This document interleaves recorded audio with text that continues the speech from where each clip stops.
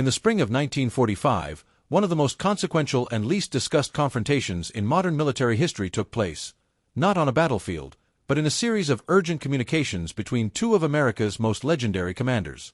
What would have happened if George S. Patton, the most aggressive and successful tank general the United States had ever produced, had been allowed to do what he desperately wanted to do in the final weeks of World War II?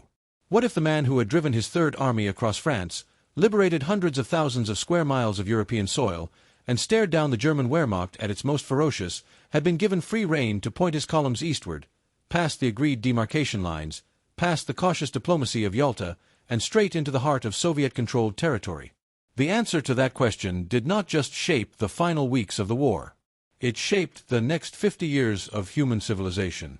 And at the center of that storm stood two men, Dwight D. Eisenhower, the Supreme Allied Commander whose greatest battles were often fought in conference rooms rather than trenches, and George Smith Patton, Jr., a warrior born 2 centuries too late, who believed with every fiber of his being that the Soviet Union was not an ally to be embraced but a threat to be destroyed before it was too late. If this kind of deep historical storytelling speaks to you, the kind that reveals what the textbooks leave out, then subscribe to this channel right now, hit the like button, and share this video with someone who loves real history. Drop a comment below telling us something from this story you had never heard before. Your support makes it possible to keep bringing these hidden moments of history to light. To understand why Patton was so willing to defy orders, to understand the fury and the certainty that burned inside him by April of 1945, you have to go back to the beginning, not just of the war, but of the man himself. George Patton was born on November 11, 1885, in San Gabriel, California, into a family steeped in military tradition. His ancestors had fought in the American Revolution and the Civil War. From childhood, he believed he was destined for greatness on the battlefield, and he spent his entire life preparing for it. He graduated from West Point in 1909, competed in the modern pentathlon at the 1912 Stockholm Olympics, and served under General John Pershing in the pursuit of Pancho Villa in Mexico. By the time World War II erupted, Patton had already developed a philosophy of war that was ruthless, kinetic, and uncompromising. Attack, always attack, keep moving, never give the enemy time to breathe.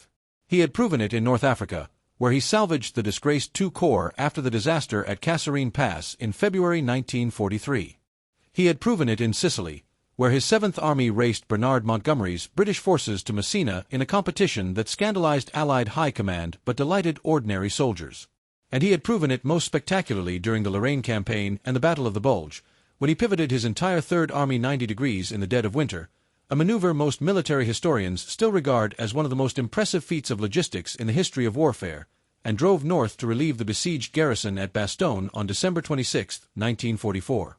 But Patton's relationship with the Soviet Union was something else entirely, something darker and more complicated than his relationship with the Germans he had spent years fighting. As early as 1943, in private conversations and diary entries, Patton had begun expressing views about the Soviets that bordered on prophetic and bordered on dangerous in equal measure. He had seen enough of Soviet behavior in the liberated territories of Eastern Europe to understand, or at least to believe he understood, what was coming. He had talked with Polish officers whose families had been murdered at Katyn.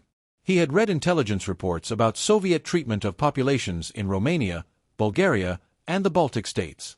He had watched as Stalin's forces deliberately halted outside Warsaw in August 1944, allowing the Germans to crush the Polish Home Army's uprising rather than supporting a resistance movement that might later challenge Soviet control of Poland. Patton was not a subtle man, and subtlety was not what the moment seemed to demand in his eyes. In a letter to his wife Beatrice in August 1944, he wrote words that would later be quoted and debated for decades. He described the Soviets as barbarians and suggested that the Western Allies had defeated the wrong enemy. These were not the words of a diplomat. They were the words of a man who saw the geopolitical future with terrible clarity and lacked any mechanism to act on what he saw, except his army, his beloved Third Army, the most powerful mobile force in the world. By March of 1945, the Third Army was in Czechoslovakia. Patton had crossed the Rhine at Oppenheim on March 22, 1945, a crossing he made a point of urinating into the river to celebrate, just as Caesar had crossed the Rubicon, and his columns were slicing through Germany at a pace that astonished even his own staff officers. By April, his forces had liberated the Ohrdruf concentration camp, a subcamp of Buchenwald, on April 4, 1945, one of the first such facilities encountered by American troops. Eisenhower himself visited Ohrdruf on April 12, along with Patton and Omar Bradley, and what they saw there affected all three men profoundly. Patton, who had earned a reputation for emotional toughness and theatrical bravado, reportedly became sick at the sight of the bodies.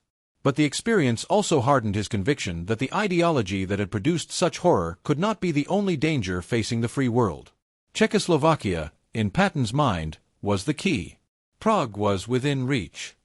His forward elements were at Plzeň by early May, and he had the fuel, the ammunition, and the men to drive to Prague in 24 hours. He knew it. His staff knew it. And he was certain that if he took Prague before the Soviets, it would change the entire post-war calculus in Central Europe. Czechoslovakia might remain free. Or at least, freer. The confrontation between Patton and Eisenhower over this question reached its crisis point in the first week of May 1945. On May 4th, Patton contacted General Omar Bradley, commander of the 12th Army Group and his direct superior, and asked for permission to advance to Prague. Bradley referred the question to Eisenhower. The answer came back, no. Eisenhower had already communicated with Soviet Marshal Ivan Konyev and agreed on a demarcation line along the Elbe and Mulde rivers. The Soviets would take Berlin. The Soviets would take Prague. This had been agreed at the highest levels, sanctioned by the political decisions made at the Yalta Conference in February 1945, where Franklin Roosevelt, Winston Churchill, and Joseph Stalin had divided Europe into spheres of influence that would define the coming decades. Patton was furious. He argued that the military situation on the ground made the agreement obsolete. His forces were moving faster than anyone had anticipated, and the Germans in the West were collapsing. He reportedly told Bradley that if he were given permission, he could not only take Prague but push on to the Soviet Union's own lines, and that the Soviets would not dare stop him. Whether he truly meant to suggest military confrontation with Soviet forces, or was simply venting the frustration of a soldier who saw an opportunity being wasted for political reasons, is a question historians still debate. But the words were spoken, and they reached Eisenhower. Eisenhower's response was delivered with the clarity and firmness that defined his command style. He told Patton, through Bradley, that the advance beyond the agreed line was not authorized and would not be authorized under any circumstances. He reminded Patton that military commanders did not make foreign policy. The decisions made at Yalta were political decisions taken by the heads of government of three nations, and it was not the place of a field commander, regardless of how brilliant or successful, to unilaterally overturn them by advancing his army into a zone assigned to an ally. Eisenhower was not unaware of the geopolitical implications. He was not naive about Soviet intentions. In fact, in the months following the German surrender, Eisenhower's own views of the Soviets would shift considerably. But in May of 1945, with Germany not yet formally surrendered, with hundreds of thousands of American soldiers still in the field, with the war in the Pacific still raging and the United States hoping for Soviet entry against Japan, and with the entire diplomatic architecture of the post-war world hanging in the balance, Eisenhower made the judgment that the short-term military gain of taking Prague was not worth the catastrophic risk of a rupture with the Soviet Union. He was the Supreme Allied Commander, and that word, Allied, was not decorative. It carried binding obligations. By this point in our story, we've reached the exact moment of decision that would define the Cold War's opening act, and if you're watching this far, it means you understand that real history is rarely simple. If you haven't already, subscribe to this channel, like this video, and share it with a friend who thinks they know everything about World War II. Leave a comment below. What's the one thing from this story that surprised you most? Your engagement helps this channel reach more people who deserve to know the truth behind the history they were taught. The formal German surrender came on May 8, 1945, VE Day, Victory in Europe Day, at Reims, France, where German General Alfred Jodl signed the unconditional surrender in the early hours of the morning at the headquarters of Supreme Allied Command.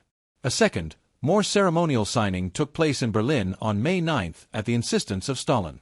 Prague, as Eisenhower had determined, fell to Soviet forces. The Czech capital had actually erupted in a spontaneous uprising against German occupation on May 5, 1945, and the population had fought with desperate courage for 3 days while asking anyone who would listen for help. American forces were within striking distance. Patton was still pushing for authorization to move. The authorization never came. Soviet forces under Marshal Konyev entered Prague on May 9, the same day as the Berlin signing, and the city was liberated, but liberated by the Red Army, which meant, for all practical purposes, that Czechoslovakia's post-war fate was sealed. Within 3 years, by February 1948, A Soviet-backed coup would bring the Communist Party to absolute power in Czechoslovakia. The country would remain behind the Iron Curtain for over 4 decades. Patton, who had seen it coming, who had pleaded to prevent it, was not there to witness it. He was dead by December 21, 1945, following injuries sustained in a car accident near Mannheim, Germany, on December 9 of that year. The accident that claimed Patton's life was, in its own way, a fitting and terrible coda to the story of a man who had survived every bullet, every shell, and every political crisis of the war only to be killed by a low-speed collision in peacetime Germany. On that Sunday morning, December 9, 1945, Patton was riding in a 1938 Cadillac staff car near Mannheim when an army truck made a sudden left turn and struck the vehicle. Patton was thrown forward and suffered a severe spinal fracture that paralyzed him from the neck down. He never recovered. He died 12 days later at the age of 60 in Heidelberg, Germany, and was buried at the Luxembourg American Cemetery in Hamm, Luxembourg, alongside the soldiers of his Third Army who had died in the Battle of the Bulge, a final gesture that he had specifically requested, because he wanted to be with his men in death as he had been in life. The world lost a complicated, contradictory, brilliant, and troubling figure on that December day. Whether the world lost someone who might have prevented the Cold War, or someone whose recklessness might have ignited a Third World War, is a question that has no clean answer. But it is a question worth asking. Eisenhower, for his part, went on to become the 34th President of the United States, serving from January 1953 to January 1961. It was Eisenhower who warned the American people, in his farewell address on January 17, 1961, about the dangers of what he called the military-industrial complex, a phrase that has echoed through American political discourse ever since. But it was also Eisenhower who, during his presidency, presided over the deepening of the Cold War, the Korean armistice of 1953, the overthrow of Mohammad Mossadegh in Iran and Jacobo Arbenz in Guatemala, and the development of the nuclear doctrine of massive retaliation. The man who had restrained Patton in May 1945, the man who had insisted on honoring the Yalta agreements, spent his presidency navigating the consequences of a world divided exactly as Patton had feared it would be divided. Whether Eisenhower ever privately wondered if Patton had been right is something the historical record does not clearly reveal. What it does reveal is that Eisenhower was a man who understood that leadership at the highest levels requires the willingness to make decisions that will never fully satisfy anyone, not your subordinates, not your allies, not history, and perhaps not even yourself. The broader legacy of this moment, the moment Eisenhower said no to Patton, the moment Prague was left to Soviet liberation, reverberates through history in ways that are still felt today. The division of Europe that crystallized in May 1945 lasted until 1989, when the Berlin Wall fell and the nations of Eastern Europe began the long, painful process of reclaiming their sovereignty. Czechoslovakia itself peacefully separated into the Czech Republic and Slovakia in 1993. The nations that spent decades behind the Iron Curtain, Poland, Hungary, Romania, Bulgaria, East Germany, Czechoslovakia, the Baltic states, all paid an incalculable price in human freedom, economic development, and political dignity for the arrangements made at Yalta and enforced on the ground in May 1945. Whether different military decisions in those final days could have changed any of this is a question that belongs to the realm of counterfactual history, the history of what might have been. But counterfactual history is not idle speculation. It is the discipline of understanding consequences, of tracing the chain of cause and effect that connects a decision made in a headquarters in Bavaria to the lives of millions of people across generations. Patton understood consequences. Eisenhower understood constraints. And history, as always, belonged to both of them. What this story ultimately asks us to consider is not whether Patton was right or Eisenhower was wrong, or whether the Yalta agreements were a betrayal or a necessity.